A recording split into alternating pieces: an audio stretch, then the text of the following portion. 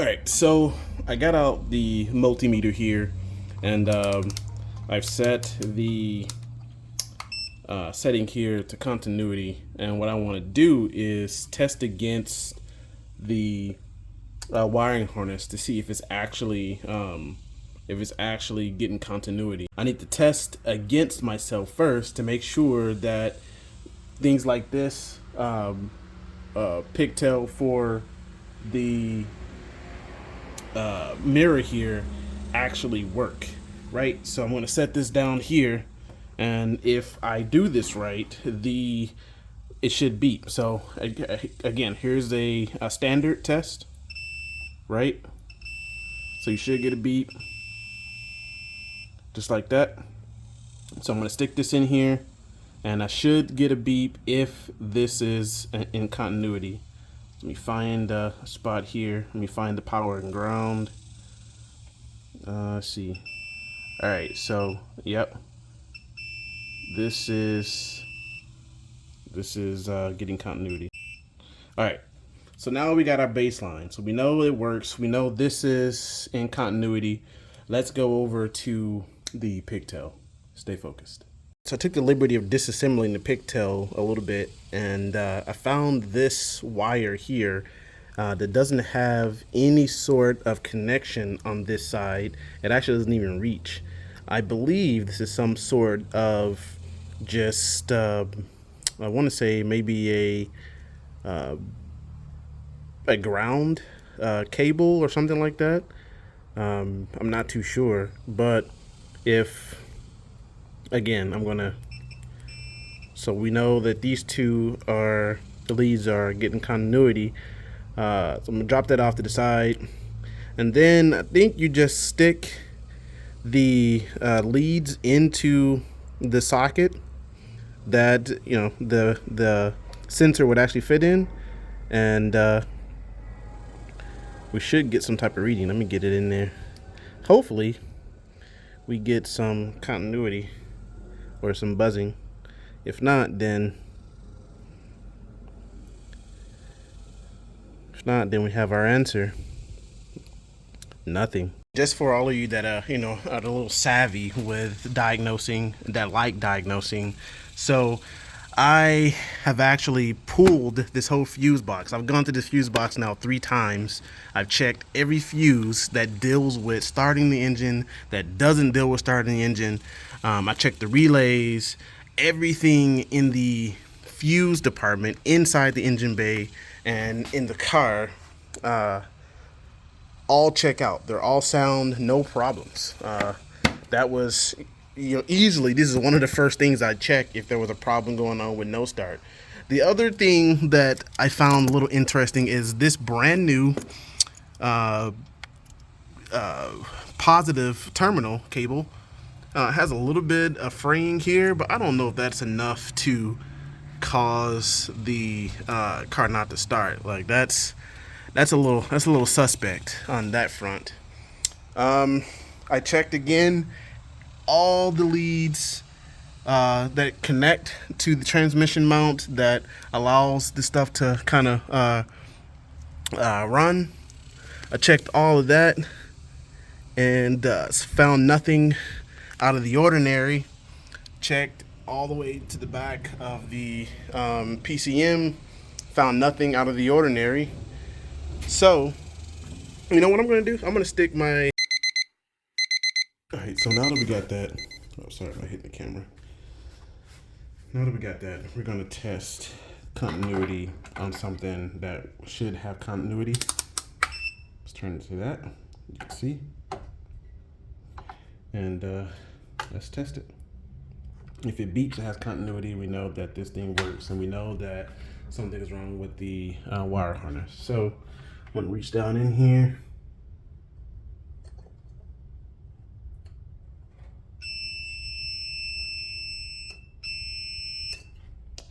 It works.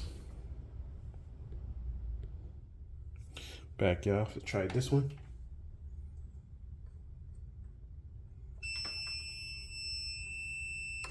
Works. Engine harness is not in continuity. All right, so we're going to do a little bit of background testing of the upper engine harness, and I'm just going to pull this portion of that upper engine harness and see if it has continuity. And if this has continuity, it also further confirms that the lower engine harness actually has a problem somewhere within the wire harness.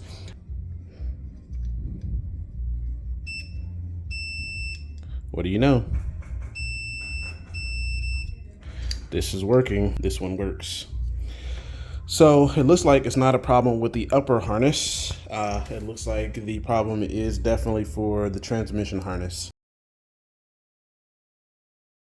All right, so today I'm actually gonna refit the lower transmission harness, engine harness, and attempt to start the Focus after fixing some problems that I found with the harness, and that's why that trash is over there. I had to rewrap everything, fix the cuts, and I'll also show you something that a subscriber suggested that I do. And both of these pieces together actually will hopefully start the engine today. So let's get going. All right, let me work myself up under here. Hope y'all appreciate these videos in real time. Well, real time for me, but the grunts and noises that come along with this stuff, it's definitely not faked. All right, so just like in the last video you've seen, we're going to start right at the cam position sensor, a crankshaft position sensor, or crank position sensor. And there's one thing that a subscriber pointed out in the last video, which is why I love it that you all are watching the channel, because you can catch some things that I don't even catch or remember to look twice on, which I should. But there's a lot to when you're shooting videos and talking and trying to diagnose things. You tend to forget some things or overlook some things, and this one was definitely overlooked. So you see how the camshaft, I keep doing that, crank position sensor sits now. I'll have to show you a before from the last video. Well, this is the correct way that the sensor should sit next to the pulley. It shouldn't be flipped with the pigtail facing up. That in itself, I believe, will not allow the timing to be read. Now, I will say this might very well be the reason the 2.5 liter never started. Could be. I did find cuts in the pigtail at multiple spots. I had to take this whole thing apart, and multiple spots had I call them electrical lesions in them. I'm assuming that that's going to attribute to the no start. However, if you definitely don't get this right, your car will never ever start.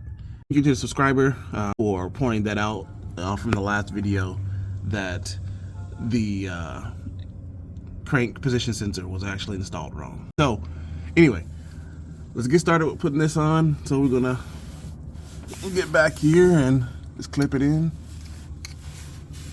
It's not a lot of space, you know how it is. It's always like this. The room is something that they didn't think about in Focus. But we can get it back here. I'm gonna use the camera to help me. There we go. And it clicked in there. Make sure you try to pull it out. All right, it's in there. All right, so that's the first piece. Now let's move back up to the top. All right, so I got the power steering sensor plug and the knock sensor plug in, and look at that, the knock sensor plug is in the right location. So kudos for that. Now let's move on to the two intake manifold running controls. I'm gonna pull it up to the bottom, and we'll kind of move to the left. All right, so got the pigtails clipped in for the intake manifold running controls and pressed in both at the top and down at the bottom, which you can't see. There's another one down there that you have to unplug. All right, so now I'm going to go back down on the bottom side and kind of keep working my way to the left. So, like before, we have a couple plugs down here to do. I got this one needs to go back there, right there, and then we have this one that needs to go right there, and then we have this one that needs to go right there. So let's install these. All right, so we got the bottoms almost all done. Remember, we still got that speed sensor we got to do. We're going to carefully pull this up. Well, carefully pull this up and get it situated way back here. Send that to the back, just like so. All right, so now I got those two clips that you remember, O2 sensors, speed sensor, excuse me, and then the reverse switch, and we'll be done with this project. All right, so sensor down at the bottom is done and in, and it's not coming out. Reverse sensor plug is installed. Now all that's left to do is to start the car. So let's put the battery in and see if it starts. Alright, so foot on clutch, key in the ignition to on, and let's try to start it.